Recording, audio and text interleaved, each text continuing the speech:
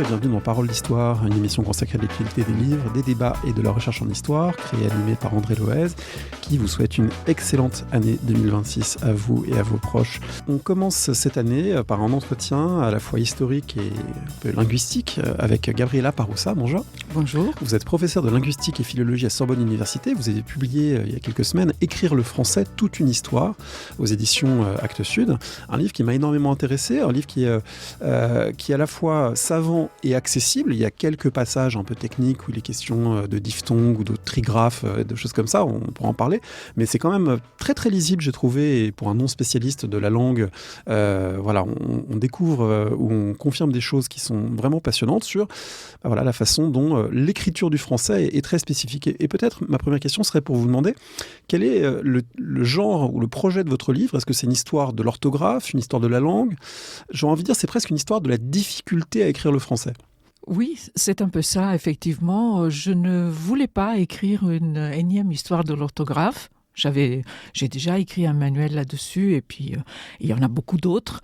Mon projet, c'était plutôt de montrer comment une langue qui est une langue orale, une langue de la communication quotidienne, devient à un moment donné une langue écrite, et quelles sont les voies que emprunte cette langue pour trouver la manière de s'écrire et donc de diffuser des textes à plus large échelle que si on diffuse simplement par la parole. Alors, on sait que c'est des sujets qui sont extraordinairement toujours tendus, controversés. Récemment, l'écriture inclusive agite beaucoup les gens en ligne. L'Académie française a des positions conservatrices, d'autres gens, au contraire, sont très militants, etc. Moi, j'ai trouvé la lecture du livre très rafraîchissante parce que j'ai trouvé que le propos était très équilibré, que vous n'êtes pas catastrophiste, que vous n'êtes pas anti-changement, mais pas non plus pour le changement à tout va, en disant c'est bien aussi qu'il y ait des normes et qu'on les apprenne. Enfin voilà, il y a un équilibre, j'ai trouvé, du propos qui correspond à cette lecture de longue durée. Oui, ça correspond exactement, vous avez raison, ça correspond à la vision sur une longue durée. Ça montre qu'il y a eu des tâtonnements, il y a eu des changements et que l'orthographe a beaucoup changé dans les siècles.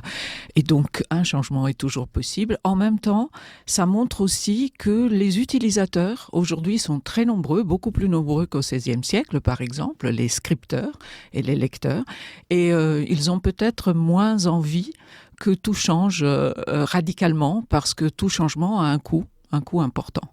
Donc c'est ce qu'il faut savoir tout simplement, mais ça ne veut pas dire qu'on ne puisse pas, par exemple, modifier toutes les ambiguïtés, les difficultés un peu particulières au français qui sont liées à son histoire. Et ça, c'est quelque chose que peut-être les uniquement francophones perçoivent moins, mais qu'on perçoit mieux avec votre livre, c'est que le français est particulièrement difficile à écrire. C'est-à-dire que par rapport à d'autres langues romanes, on l'entend un petit peu, vous êtes né en Italie, le français a des particularités qui le rendent plus complexe à écrire, et ça vient de son histoire. Oui, ça vient absolument de son histoire. Le français est une langue qui a beaucoup évolué par rapport au latin du point de vue phonétique. Et cette évolution fait que aujourd'hui, il y a beaucoup d'homophones. C'est ça la grande difficulté, des homophones qu'on ne trouve pas si on traduit directement dans d'autres langues romanes. On ne trouve pas les mêmes difficultés. Donc écrire en italien, puisque c'est ma langue maternelle, ou en espagnol, c'est plus facile que d'écrire en français, tout simplement parce qu'on n'a pas à faire la différence entre, je ne sais pas, parler avec EZ, parler l'infinitif ER, et parler le participe passé avec un accent. Alors évidemment, c'est un type de livre pour lequel c'est un peu plus dur de faire de la radio que de faire un entretien écrit, parce que on a des exemples comme ça pour lesquels il faut illustrer précisément, lettre par lettre, ce dont on parle. Et c'est vraiment une des richesses du livre. Je dis aux personnes qui écoutent que de montrer de quelle façon, visuellement, la langue a changé, la langue a évolué. Alors, elle a changé, elle a évolué jusqu'à une date finalement très récente. Et moi, une des choses qui m'a le plus frappé en vous lisant, on va revenir ensuite sur l'origine ancienne, sur la période médiévale, qui est vraiment un moment clé. Mais une chose qui m'a frappé, c'est que finalement très longtemps il y a des ambiguïtés. J'ai découvert en vous lisant que même chez Émile Littré, qui est l'immense lexicographe du 19e siècle et l'une des références, l'un des piliers, on va dire, d'une langue française entre guillemets pure, parfaite, normée, Littré propose encore plusieurs orthographes pour certains mots. Il dit nénuphar, on peut l'écrire avec un F. Voilà. Et que même à cette époque, donc on est dans les années, sauf erreur, 1860-70, on a encore une grande variation possible de plein de formes de mots. Oui, absolument. La variation semble ne pas poser trop de problèmes. En tout cas, ça n'en pose absolument pas au Moyen-Âge, ni au XVIe siècle d'ailleurs. Disons qu'on va réduire cette variation à partir du moment où on s'adresse à un public plus large, à plus de personnes. Et ce sont notamment les imprimeurs qui ont commencé à uniformiser un tout petit peu l'orthographe. Mais il est vrai que pour avoir une norme orthographique rigide telle que nous la connaissons aujourd'hui, il faut attendre... je dirais, la fin du XIXe siècle. Oui, on trouve encore des traités d'orthographe, vous en citez un de 1825, qui portent en titre la langue française selon l'orthographe la plus reçue. Ce qui indique bien qu'il y a encore des hésitations, y compris chez les gens dont c'est le métier d'écrire là-dessus. Absolument. Il y a encore de la variation qui est acceptée. Et on le sait tout simplement parce qu'on a des témoignages écrits qui montrent qu'il y a encore de la variation et que ces variétés ne sont pas considérées comme des fautes. Et alors, justement, la notion de faute elle-même a une histoire. Alors ça, c'est un truc qui a été travaillé notamment dans tout le champ pédagogique pour essayer de cerner ce qu'est une faute d'orthographe. Mais en fait, l'idée même de faute n'est pas vraiment pensable avant les années 1840-1850, dans la mesure où, de toute façon, la scolarisation, évidemment, est restreinte. Et puis, la norme elle-même est variable. Et alors, vous citez, de ce point de vue-là, peut-être qu'on peut s'y arrêter un instant, un texte de Labiche, une pièce de Labiche très intéressante, parce que ça illustre la dynamique sociale qu'il y a derrière, finalement, la montée des normes lexicales. Oui. Ça devient un facteur de discrimination sociale, l'orthographe. C'est-à-dire, à partir du moment où on introduit l'orthographe dans les programmes scolaires et la dictée, qui va de pair. Donc ça, c'est les années 1830-1840 33, oui, avec la loi Guizot. Oui, c'est ça. Eh bien, à partir de ce moment-là, la faute d'orthographe devient un problème pour tout le monde, y compris des écrivains célèbres. Je cite George Sand, par exemple, mais on pourrait en citer beaucoup d'autres. Et donc, c'est seulement au moment où on a une norme rigide et le fait aussi que l'épreuve de la dictée devient une épreuve pour les concours de la fonction publique. Du coup, il faut bien écrire et c'est le sujet central de la pièce de Labiche que vous venez d'évoquer, qui est d'ailleurs très amusante, très drôle. Alors c'est 1867, c'est la reprise d'une pièce antérieure et elle est reprise sous le titre unique La Grammaire. Donc, oui. Déjà, on pouvait écrire une pièce qui s'appelait La Grammaire et attirer du public en 1867, c'est quand même intéressant à noter au passage. Sur quoi ça repose ? C'est un monsieur qui veut faire une carrière politique, mais malheureusement pour lui, il ne sait pas écrire correctement et donc il se fait aider quand il écrit ses discours ou ses documents par sa fille, qui, elle sait très bien écrire, elle maîtrise l'orthographe et la grammaire. Et lui, pas du tout. Et voilà, la pièce tourne autour de ça. Et il y a une histoire de mariage, évidemment. Et la fille va finir par se marier, mais continuer à écrire les discours de son père, qui finalement n'apprendra pas à écrire correctement. Oui, donc c'est aussi un drame de la promotion sociale sous le Second Empire. Et donc c'est sociologiquement aussi intéressant. Peut-être dernier élément sur ces ambiguïtés tardives et sur ces changements, ces variations qui ont duré dans le temps. J'ai appris aussi en vous lisant que la terminaison OIT ou OIS longtemps admise, par exemple pour Jeanne d'Arc a bouté les Anglois hors de France, finalement jusqu'au 19e siècle on pouvait l'écrire anglois et pas anglais et voilà, ça s'est fixé à ce moment-là. Oui, parce que c'est toujours le même problème. Ce qu'on écrit OI était effectivement prononcé OI au XIIe siècle. Ensuite, la prononciation change. On prononcera oué jusqu'à la Révolution française. Et ensuite, ouah. Et pour les Anglais, on gardera anglais. Et pour d'autres termes désignant des populations. Et d'autres adjectifs aussi. Et puis, on demande, certains auteurs, comme Voltaire par exemple, demandent qu'on écrive, on arrête d'écrire OI, mais on écrive AI, parce que de toute manière, on prononce E à cette époque. Et finalement, ça sera l'Académie française qui décidera en 1835 de changer ces terminaisons. Et on les écrit AI maintenant, à partir de cette date, en fait. Une question méthodologique, moi, qui m'a toujours intrigué et fasciné. Comment on sait qu'on prononçait OA, qu'on prononçait OUE? Quel marqueur on a de cette oralité? Alors, on a deux choses. D'abord, les rimes, et qui nous permettent de savoir que deux mots qui ne s'écrivent peut-être pas de la même manière, mais se lisent de la même manière, et du coup, on a des renseignements sur la prononciation de certains termes. Et la deuxième, ce sont les témoignages des grammairiens du XVIe siècle qui, pour réformer l'orthographe, déjà à l'époque, à partir de 1540 à peu près, écrivent dans une sorte d'écriture plus phonétique. Et par exemple, ce que je viens de citer, le « oué », ils l'écrivent « oé », ce qui prouve qu'on prononçait « oé » et pas « wa » ou « é ».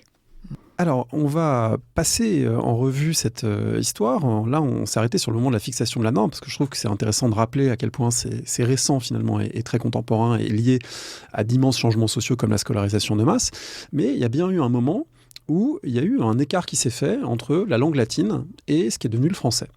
Est-ce qu'on arrive à dater ce moment, sachant que les tout premiers marqueurs écrits, c'est le 9e siècle, mais c'est pas parce qu'au 9e siècle, on commence à avoir du proto-français qui apparaît dans un texte, qu'il n'y a pas déjà eu des gens qui employaient une forme de cette langue. Est-ce qu'on arrive à dater? Est-ce que c'est sous Constantin? Est-ce que c'est sous Clovis? Est-ce que c'est encore après que cet écart s'est fait? Alors évidemment, c'est une question très, très vaste, mais comment on arrive à savoir à peu près à quel moment on est passé du latin à ce qui commence à ressembler à du français? Alors, le changement est progressif, on ne peut pas vraiment le dater avec précision. Ce que l'on sait, c'est que on voit dans la manière d'écrire les textes en latin qu'il y a eu déjà des changements dans la manière de prononcer cette langue qui n'est plus vraiment du latin classique, mais qui est du latin, comme on dit, tardif, parler tardif. Oui, et puis aussi, on met des pronoms dans du latin, ce qui dans le latin classique ne serait pas là. On met des tu, des tout ou des tu à des endroits qui n'apparaîtraient pas chez Cicéron. Absolument. Donc, on a des témoignages écrits. Pour ce qui est du français, on ne peut pas dater avec précision le moment où on se rend compte que ce n'est plus la même langue, que c'est une autre langue, mais on voit apparaître, on a le concile de Tours, où, par exemple, au tout début du IXe siècle, où on conseille aux prêtres de faire leur homélie, donc d'expliquer l'évangile dans une langue rustique et romane, ce qui veut dire ce n'est pas le latin, c'est une autre langue. Et là, on comprend qu'on a la conscience de quelque chose qui a changé. Et puis, on a quand même quelques gloses dans les textes, c'est-à-dire on explique un mot latin par un mot dans une autre langue qui n'est pas encore du français, mais du proto-français. Et donc ça, ces gloses, elles sont antérieures au serment de Strasbourg ?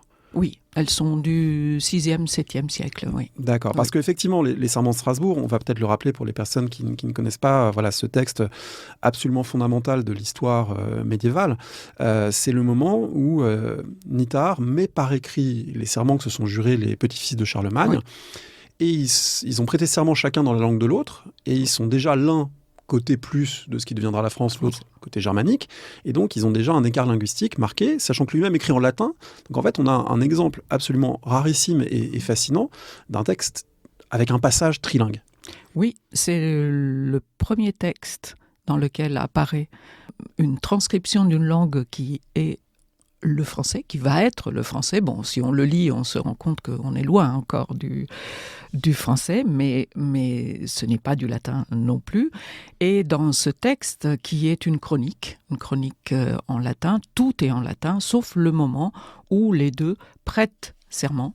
et chacun dans la langue de l'autre. Donc on a un tout petit, quelques lignes en français et quelques lignes en langue germanique.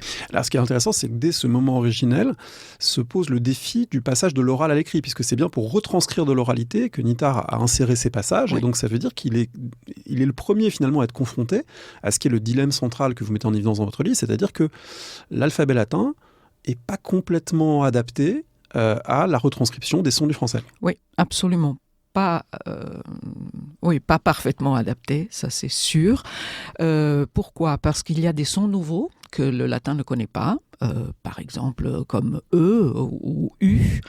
Le latin n'a pas ces voyelles, ces sons vocaliques. Et puis il y a des sons comme des affriqués, tche, dje, qui sont bien là dans toutes les langues romanes, mais que le latin ne connaît pas. Le latin ne sait pas dire cheval, par exemple. M'a dit que. Caballum, donc che, non, ni che. À l'époque, on disait plutôt che que che.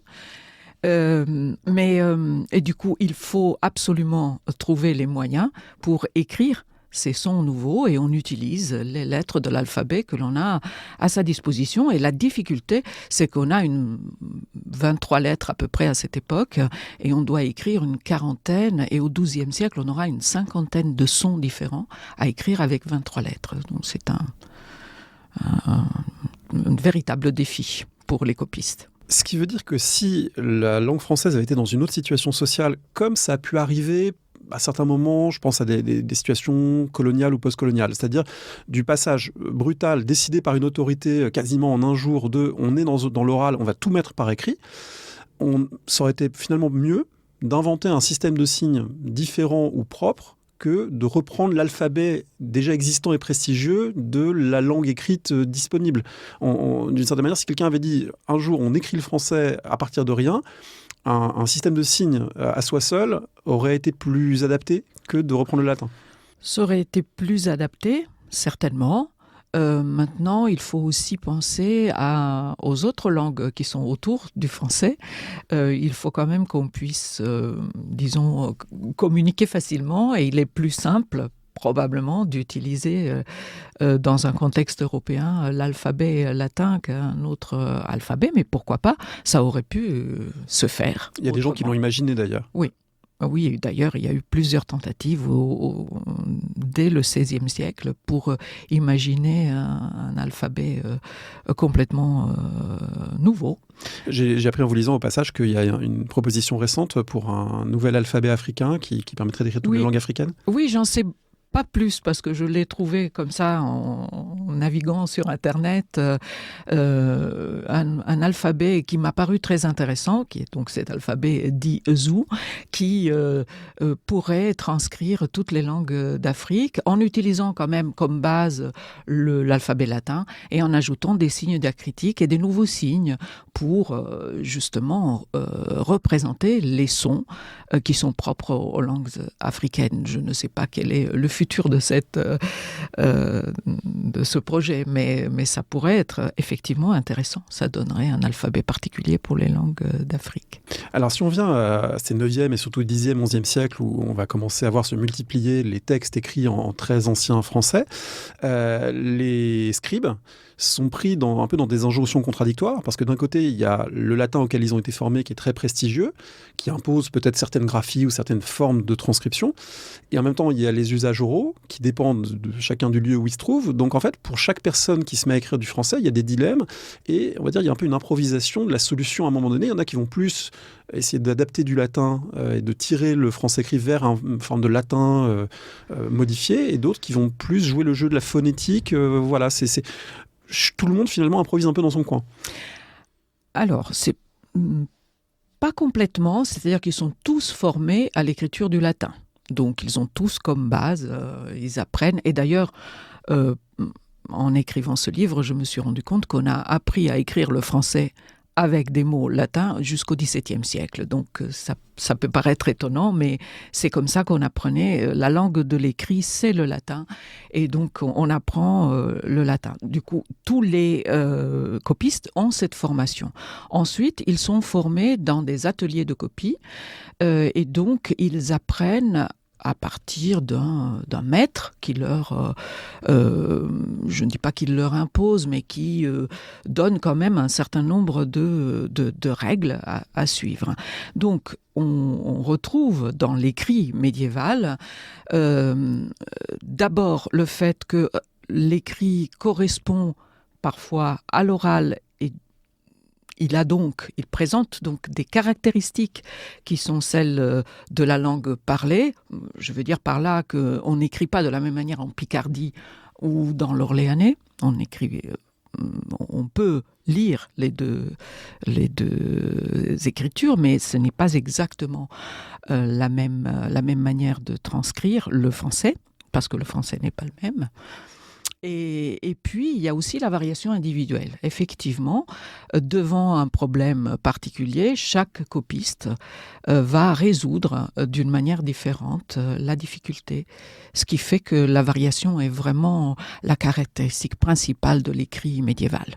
Ce qui a fait dire à certains érudits que c'était l'anarchie, que c'était un scandale, surtout à l'époque où justement on normait le français de manière très forte, on va dire début XXe siècle par exemple. Un certain nombre de gens disaient vraiment c'est scandaleux, ces médiévaux qui étaient incapables d'écrire correctement. Oui. Alors que vous montrez que la réalité est plus complexe, il y a quand même des codes. C'est des codes qui sont souples, mais les gens savent les repérer aussi, ils savent les repérer parce que c'est tous des professionnels. Finalement, jusqu'à une date assez tardive, c'est tous des professionnels ou presque. Et donc, ça veut dire que entre eux, dans ce milieu de gens qui écrivent, on arrive à se comprendre même quand il y a des variations. Absolument, on arrive à se comprendre et étant donné qu'il s'agit de professionnels, par exemple, on n'avait pas besoin d'accent. Pour distinguer chante de chanter, on ne mettait pas l'accent sur le « et ». Parce qu'à la lecture, il savait très bien rétablir la forme qui convenait selon le contexte.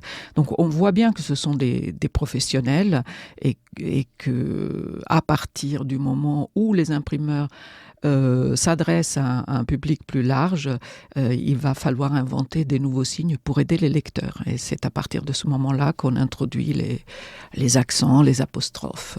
Alors, avant d'en venir à ce moment de l'imprimerie, il y a une évolution au sein même de la période médiévale, avec malgré tout ce que les historiens ont d'ailleurs récemment montré, le mouvement de scripturalisation de l'Occident des XIIe, XIIIe, XIVe siècles, le fait qu'il y a quand même davantage de laïcs, de non-religieux qui se mettent à écrire. Et du coup, la position initiale de ces scribes, qui étaient quasiment, on va dire 99,9% des hommes d'église, change un petit peu.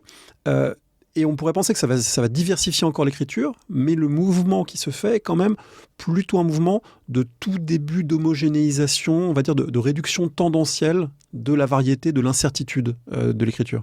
Il y a une réduction de la variation dans certains milieux. Par exemple, à partir du moment où on demande à la chancellerie d'écrire tous les documents en français, eh bien, un certain nombre de graphies dites étymologisantes, c'est-à-dire qui contiennent plein de lettres qui sont des lettres qui étaient présentes dans le mot en latin mais qui ne sont pas nécessaires au français, vont être introduites. Donc il y a à partir de là, une certaine uniformisation, mais on est vraiment loin, je dirais, de l'uniformisation que l'on connaît aujourd'hui, et on en est loin encore au XVIe et au XVIIe siècle. L'un des moments intéressants que vous mettez en évidence, c'est le fait que, puisque le français s'écrit de plus en plus, on commence aussi à avoir des textes sur comment écrire le français, des textes en latin sur comment écrire le français, et des textes qui ne sont pas en France. Les premiers textes sur la façon d'écrire le français sont pour un public anglais.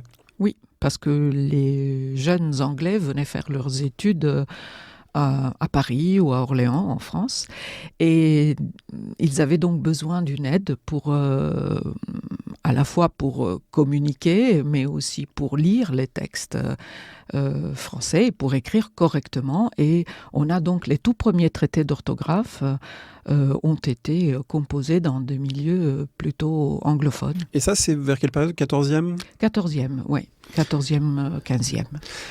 Est-ce que les médiévaux du 14e, 15e, s'ils avaient entre les mains un manuscrit, disons, parmi les premiers avec la chanson de Roland, mettons, un manuscrit très ancien, est-ce qu'ils avaient conscience d'avoir affaire à une version archaïque, à une version déjà ancienne de l'écriture ? Là, c'est presque impossible peut-être de répondre à cette question, mais est-ce qu'il y a une conscience, disons, du fait qu'entre le 10e et le 14e, il y a déjà des évolutions ? on en a une conscience très nette au XVIe siècle. C'est-à-dire qu'on a des témoignages, par exemple, de Geoffroy Tory dans Le Champfleury qui dit qu'il faut trouver des règles pour le français parce que sinon, autrefois, on écrivait un peu, il y a une très grande variation. On a une conscience des changements, de l'évolution. Ça, c'est sûr que c'est quelque chose dont les médiévaux sont conscients.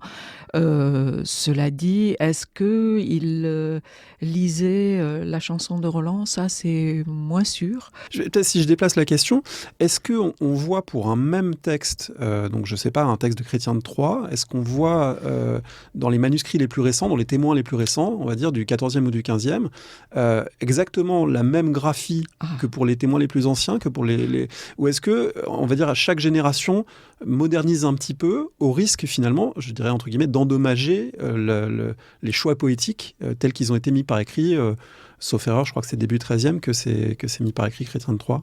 Chrétien de Troyes écrit en 1170 à peu... ouais, mais les premiers manuscrits sont un peu plus tardifs. Les premiers manuscrits sont plus tardifs, sont du XIIIe siècle, oui.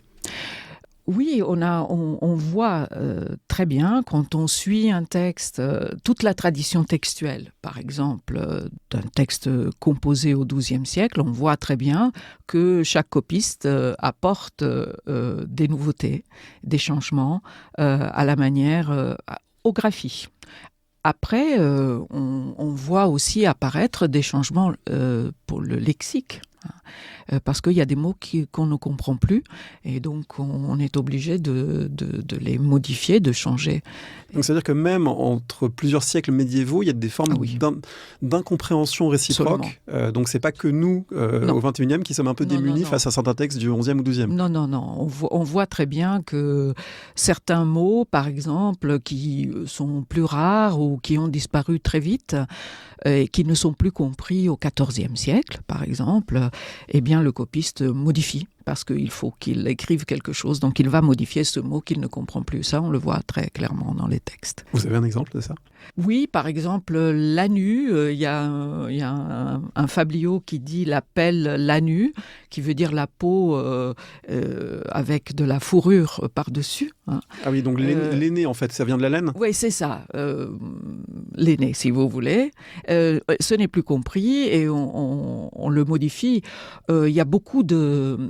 Si on regarde, par exemple, le roman de la Rose, les copies du XVIe siècle montrent très bien que beaucoup de mots que Guillaume de Loris ou Jean Demain ont écrits ne sont plus compréhensibles et ont été modifiés. Il y en a vraiment...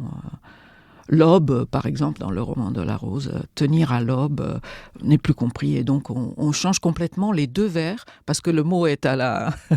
Et c'est quoi tenir à l'aube ? C'est considéré comme quelque chose qui n'a pas beaucoup de fondement.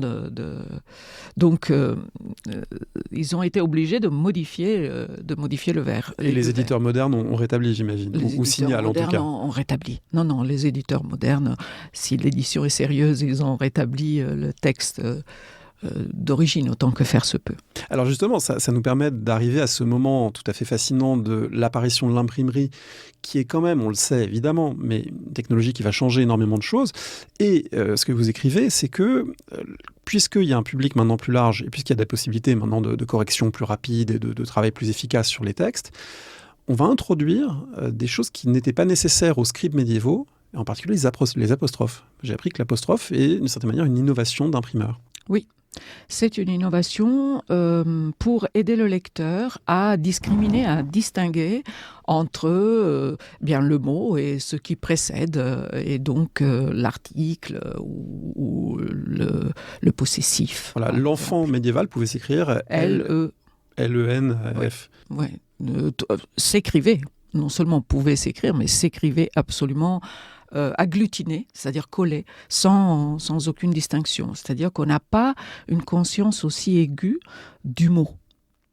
C'est plutôt une espèce d'ensemble. Ça peut être possessif, le possessif plus le substantif ou un autre adjectif ou un adverbe très amoureuse, par exemple, peut être écrit dans un seul mot. Alors du coup, puisque l'imprimerie permet de fixer davantage, de complexifier davantage les règles, ça suscite aussi des débats, et en particulier au XVIe siècle, vous montrez à quel point, finalement, les débats des années 1990, par exemple, sur l'orthographe, ont été complètement préfigurés par des générations entières d'écrivains, d'imprimeurs, de savants, d'érudits, qui débattent de la meilleure manière d'écrire et de transcrire. Maintenant, entre guillemets, maintenant qu'on a les outils permettant de le faire de manière sérieuse et rigoureuse et avec un peu une visée d'uniformité, parce qu'un même texte imprimé pourra être diffusé sur tout le territoire du royaume, bah finalement, pourquoi ne pas en profiter pour transformer ou codifier différemment la langue ? Oui, ils obéissent à une double contrainte, les imprimeurs. D'un côté, c'est essayer de diffuser le plus possible et de vendre donc les textes à le public le plus large possible. Donc il faut qu'un texte composé à Paris soit lisible à Lyon et dans toutes les autres villes du royaume.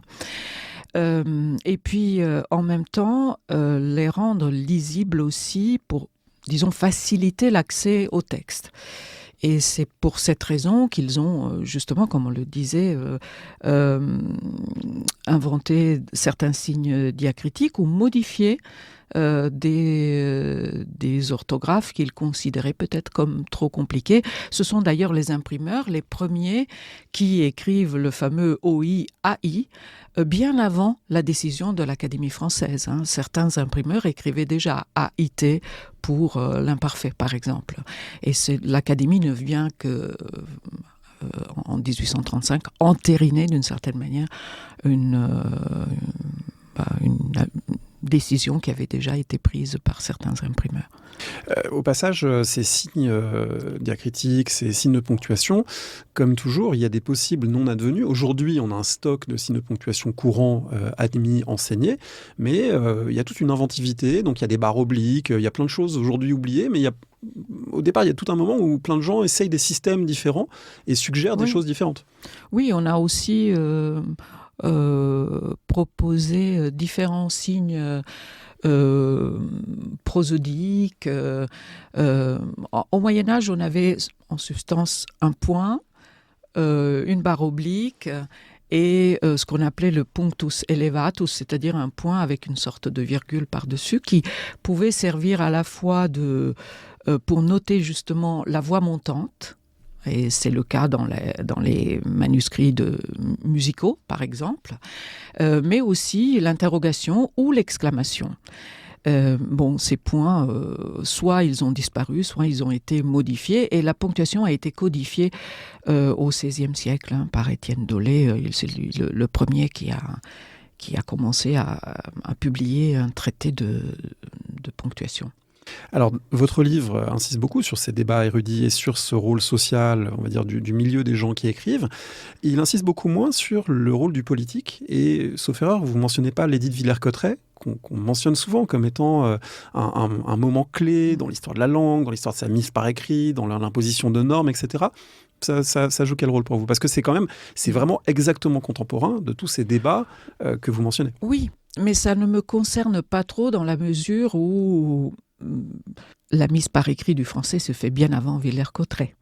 Et ce que l'on ne dit pas, c'est que bien avant François Ier, déjà aux alentours de 1340, on a imposé aux clercs de la chancellerie royale d'écrire les actes en français. Donc c'est presque 200 ans avant Villers-Cotterêts. J'aurais pu mentionner Villers-Cotterêts parce que c'est encore un pas de plus vers l'utilisation du français dans tous les domaines de l'écrit, mais il faut aussi rappeler que le latin reste quand même une langue importante, notamment dans l'enseignement universitaire, et qu'on écrivait encore des thèses en latin au XIXe siècle. Donc voilà, ce n'est pas quelque chose qui se fait en un jour. Villers-Cotterêts est l'une des étapes, je dirais. Oui, mais c'est important malgré tout de le signaler parce que c'est vrai qu'aujourd'hui, il y a un discours politique, en particulier avec l'ouverture d'un centre de la langue française à Villers-Cotterêts, etc. On fait de Villers-Cotterêts un marqueur dans l'histoire de la langue. C'est plus un marqueur de l'histoire de l'État, finalement, que dans l'histoire de la langue. Et de la même manière, vous montrez que l'Académie française, en fait, elle est presque toujours à la traîne sur les évolutions linguistiques. Elle finit par admettre à telle ou telle date qu'on doit changer des choses qui, en fait, ont déjà changé, soit dans la pratique orale, soit dans la pratique écrite. L'Académie française a quand même pris une décision que certains considèrent néfaste. Majeure, en tout cas. Majeure. En 1694, quand elle publie son premier dictionnaire, elle décide de suivre l'orthographe à l'ancienne, disons, donc de balayer toutes les propositions qui avaient été faites jusque-là pour modifier le français et de garder un certain nombre, pas toutes, on ne le dit pas suffisamment, un certain nombre de lettres étymologiques. Donc de garder par exemple philosophie écrit avec un PH et pas avec le G de doigt. Ou le G de doigt, ou beaucoup d'autres. Mais par exemple, on élimine tous les B et les F, par exemple, de brève qui s'écrivait avec F, V, ou devoir qui s'écrivait avec B et V parce que c'était debere en latin. Ça, l'Académie consent à l'éliminer, mais garde le PH, par exemple, pour philosophie, ou TH pour théologie, par exemple. Et puis 46 ans plus tard, elle prend une grande décision qui est de remplacer même MES-ME par ME accent circonflexe ME. Le fameux accent circonflexe qui ne plaisait pas à tous les académiciens, mais qui finalement va être le petit signe qui va remplacer le S disparu. Alors, il avait disparu à l'oral depuis bien longtemps. On dit que ça disparaît au tout début du XIIIe siècle, mais on l'a gardé à l'écrit, et on l'a gardé probablement pour noter l'allongement qu'on appelle compensatoire de la voyelle, c'est-à-dire qu'on disait même avec une voyelle un peu plus longue, et donc finalement il va être remplacé par l'accent circonflexe. Et qui aujourd'hui fait couler beaucoup d'encre parce qu'on a essayé d'en enlever quelques-uns et on n'est pas tout à fait d'accord là-dessus. Alors il y a cet univers savant que l'Académie incarne à la perfection, et puis il y a l'univers social plus large, et vous citez un exemple, et je voudrais qu'on en écoute un tout petit extrait, d'un de ces lieux d'intersection entre l'univers savant et l'univers, on va dire, des gens ordinaires. C'est Monsieur Jourdain qui essaye d'apprendre l'orthographe. On est en 1670 dans Le Bourgeois gentilhomme, et Molière met en scène une leçon d'orthographe. Alors on écoute ce petit extrait, c'est dans une version de l'ORTF de 1968 avec Michel Serrault qui joue Monsieur Jourdain et Henri Virlejeu qui joue le maître de grammaire, et puis peut-être ensuite vous nous expliquer quel sens ça a, une leçon d'orthographe du XVIIe siècle. Que voulez-vous donc que je vous apprenne? Apprenez-moi l'orthographe. Très volontiers. Après, vous m'apprendrez l'almanach, pour savoir quand il y a de la lune et quand il y en a pas. Soit.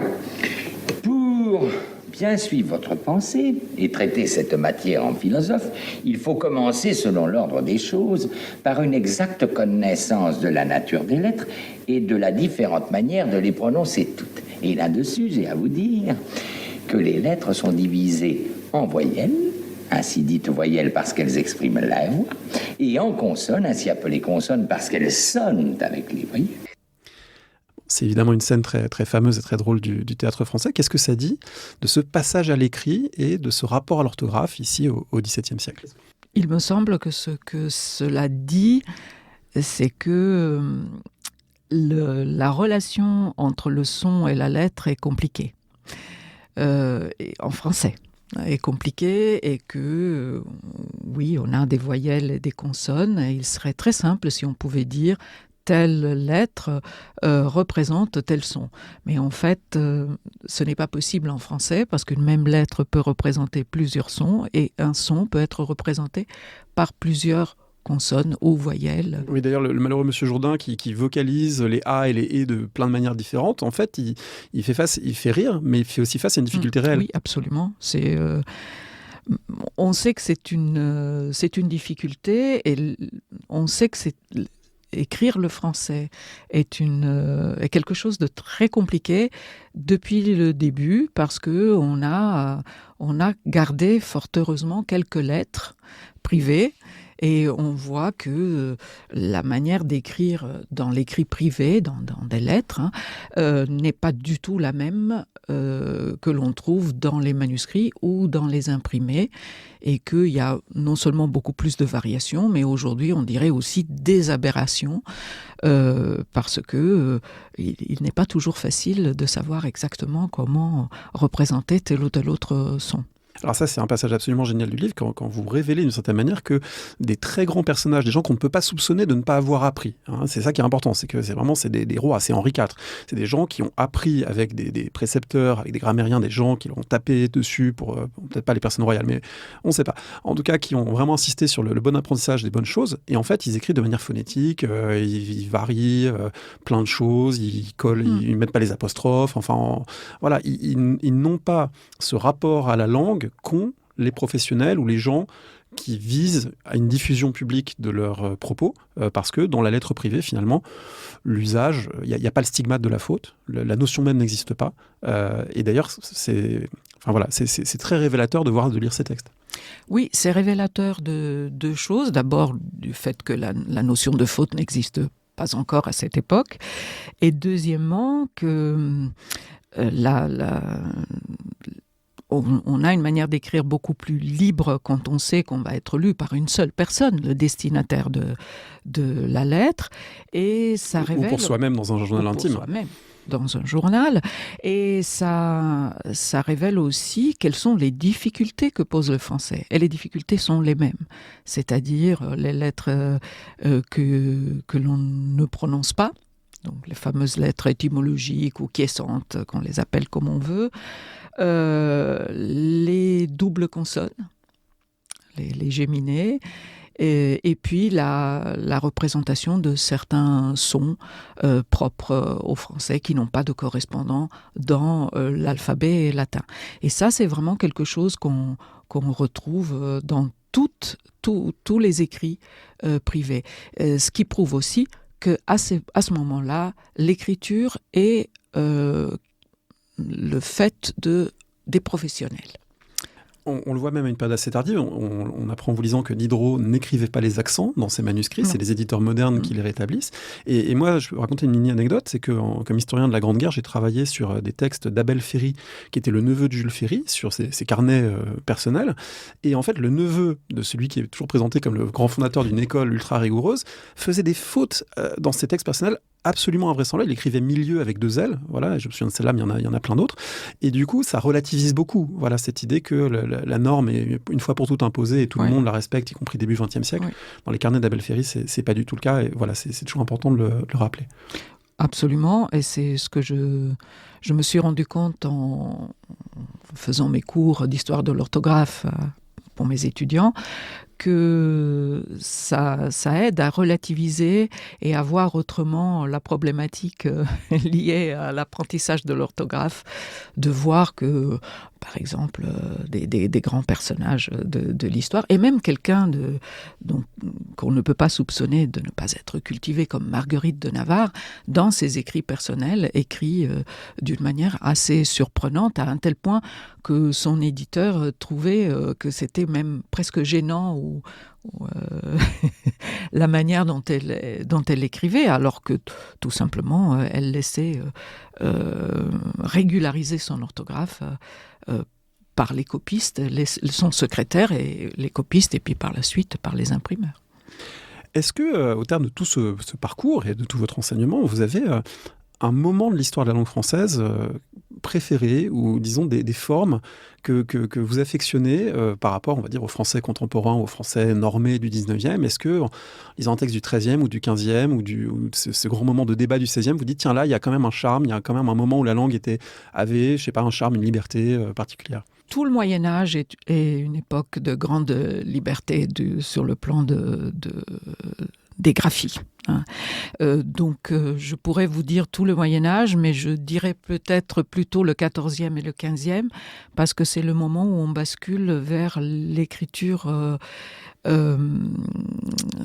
plus vers une écriture qui accueille la forme prise par les mots qu'avaient les mots en latin. C'est-à-dire qu'elle va essayer de rappeler que le français vient du latin. Donc, bon, je suis aussi une spécialiste du moyen français, donc c'est normal que ce soit cette période. Mais c'est une période que je trouve fascinante parce qu'on a vraiment modifié les graphies en ajoutant des lettres pour étoffer le mot. Voilà, c'était ça que je cherchais. L'étoffer parce que les mots français par rapport au latin ont perdu une ou deux syllabes. Et donc l'étoffer fait aussi qu'on établit visuellement un lien avec la langue mère, la langue de culture qui est le latin. Il y a un aspect très important du livre dont on n'a pas du tout parlé parce que le propos était plus historique, mais c'est finalement la grande richesse de cette situation de difficulté. C'est difficile, mais parce que c'est difficile, c'est une ressource pour le jeu de mots, pour l'homophonie, pour les rimes, pour quantité finalement de jeux avec la langue, peut-être plus riche ou en tout cas plus fréquent et plus varié en français que pour un certain nombre d'autres langues. Certainement plus riche, c'est une chose que j'ai remarquée assez rapidement en tant qu'italophone de naissance. C'est qu'il est extrêmement difficile de traduire certains titres de Libération ou du Canard enchaîné en italien.